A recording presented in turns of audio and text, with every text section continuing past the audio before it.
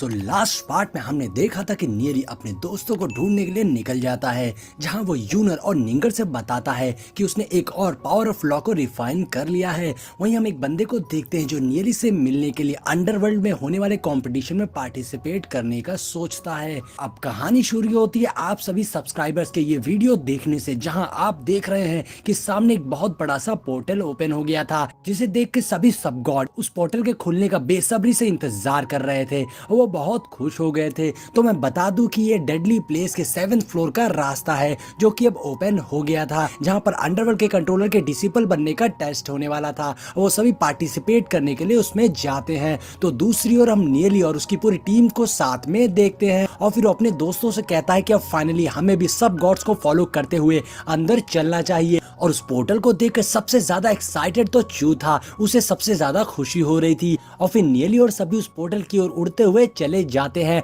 जहां जाते वक्त गॉडेस नियली से 7th फ्लोर पर जाकर केयरफुल रहने को कहती हैं, क्योंकि अभी उन्हें ये नहीं पता था कि अंडरवर्ल्ड के कंट्रोलर से उनकी दोस्ती होगी या फिर दुश्मनी, इसलिए उन सभी को वहां जाकर केयरफुल रहना होगा इससे पहले कि वो सभी किसी मुसीबत में पड़ जाए। मगर नियली बिल्कुल तैयार था और वो गॉडेस से बोलता, आप परेशान मत होइए, मैं जानता हूँ कि मैं क्या कर रहा हूँ। और ऐसा कहते हुए नियली सभी के साथ उस पोर्टल में चला जाता है और फिर वो सभी इस पोर्टल के थ्रू एक अलग ही स्पेस में पहुंच गए थे, जहां बहुत सारी लाशें पड़ी हुई थी, क्योंकि ये जगह एक एंशिएंट बैटल फील्ड है, जहां एक टाइम पर डिमोनिक बीस्ट और ह्यूमंस के बीच में बहुत भयंकर फाइट हुई थी। और उस वक्त इस जगह का नजारा बहुत ही ज्यादा डरावना था, क्योंकि हर तरफ बस कत्ले आम मचा हुआ था और वहां पड़ी लाशें भी उन वॉरियर्स की ही थी। और जैसी ये जगह बनी हुई है, इसे देखते हुए नियली को समझ में आ गया था कि ये वॉर ड्रैगन मार्केट रियल्म से जुड़ी हुई है। और तभी सामने से निकलते हुए नियली और उसके बाकी सभी दोस्त एंशिएंट बैटलफील्ड को पार करते हुए 7 डेडली फ्लोर के 7th फ्लोर पर पहुंच गए थे,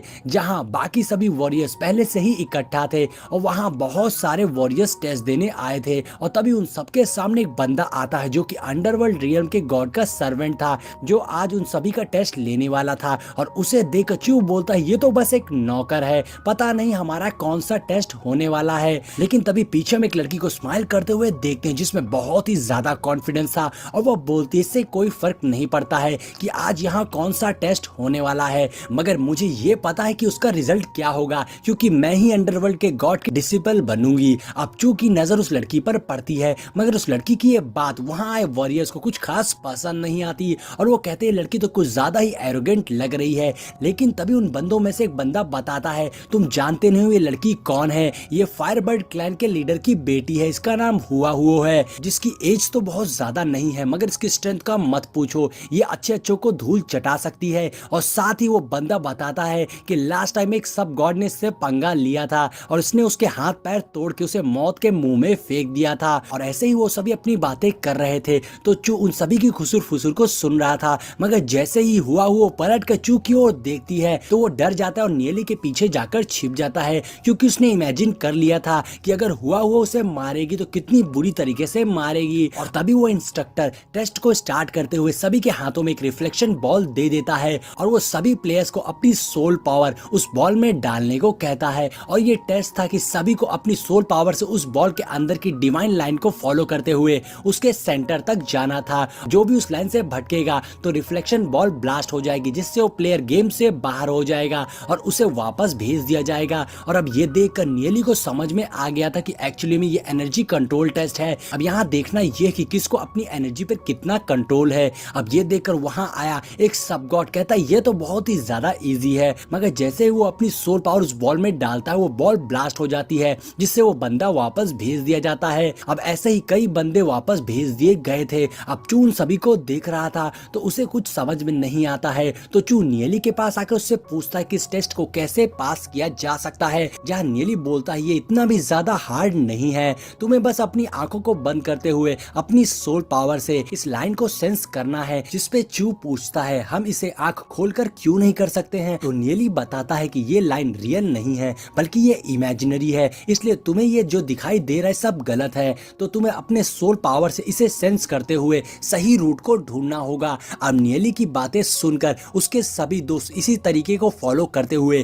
टेस्ट देने लगते हैं और उसे सेंस करते हुए सही रूट ढूंढ रहे थे। और वहां आए बाकी सभी सब गॉड ने भी अपना टेस्ट देना शुरू कर दिया था। वहीं हम एक और प्लेयर को देखते हैं जिसकी बॉल ब्लास्ट हो गई थी और उसने 3 फीट से ज्यादा चला था। अब ये देखकर वो इंस्ट्रक्टर कहता है कि यंग जनरेशन में अभी भी कुछ अच्छे टैलेंटेड लोग हैं। अब ये सुनकर वो बंदा खुश होने लगा था, जिसके बाद वो प्लेयर अपने बगल में खड़े एक बंदे को देखकर पूछता है कि तुम्हारा क्या स्कोर है। तभी उसकी बॉल भी एक्सप्लोड हो जाती है और वो बताता है कि उसने सिर्फ 1 फीट से ज्यादा ही स्कोर किया है और ये बहुत ही ज्यादा डेंजरस है, लगभग खत्म ही हो गया था। जिस पर पहले वाला बंदा मन में सोचता है कि ये बंदा कितना ज्यादा झूठा है, मैं भी देखता हूँ कि तुम कब तक अपनी पावर्स को छिपाते हो। वहीं हम हुआ को देखते हैं जिसने 3 फीट से भी ज्यादा स्कोर किया था। अब ये देखकर वो बंदा सोचता है कि हुआ पावर ऑफ लॉ को कंट्रोल करने में मुझसे कम नहीं है। ऐसा लगता है कि ये दोनों इस वक्त मेरे सबसे बड़े अपोनेंट हैं। वहीं हम एक और बंदे को देखते हैं जो कि इस टेस्ट में काफी बोर हो गया था,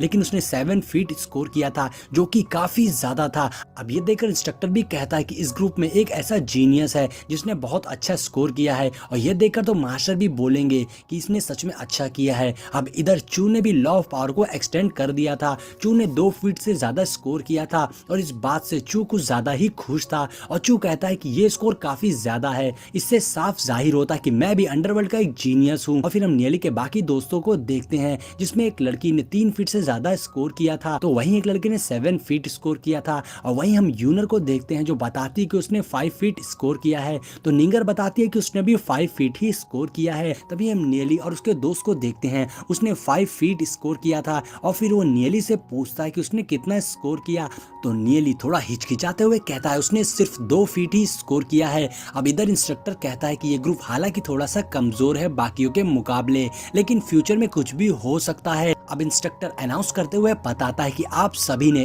इस टेस्ट के फर्स्ट राउंड को पास कर लिया है और अब आगे मैं आप सभी को 9 डेडली प्लेस के 8 फ्लोर पर भेजने जा रहा हूं और आप सबका सेकेंड राउंड का टेस्ट वहीं होगा। ये बोलते ही इंस्ट्रक्टर ने सभी को 8 फ्लोर पर टेलीपोर्ट कर दिया था और अब हम सभी को 8 फ्लोर पर देखते हैं। अब नियली जब उस 8 फ्लोर को देख रहा था तो वो कहता है कि यही है 9 डेडली प्लेस का 8 फ्लोर। तभी वहां एंट्री होती है एक सामुराई की जिसके कंधों पर विंग्स भी थे और वो बहुत ही कमाल का लग रहा था, जिसे देखकर सब बहुत ही ज्यादा हैरान हो गए थे और चू तो उसे देखकर एकदम इम्प्रेस हो गया था और वो कहता है ये सामुराई कितना बड़ा है। अब सामुराई सारे स्टूडेंट से कहता है आप सबको कॉन्ग्रेचुलेशन फर्स्ट राउंड को पास करने के लिए और 9 डेडली प्लेस के 8th फ्लोर पर आने के लिए। अब यहाँ आपका सेकेंड राउंड का टेस्ट लिया जाएगा। अब नियली भी बहुत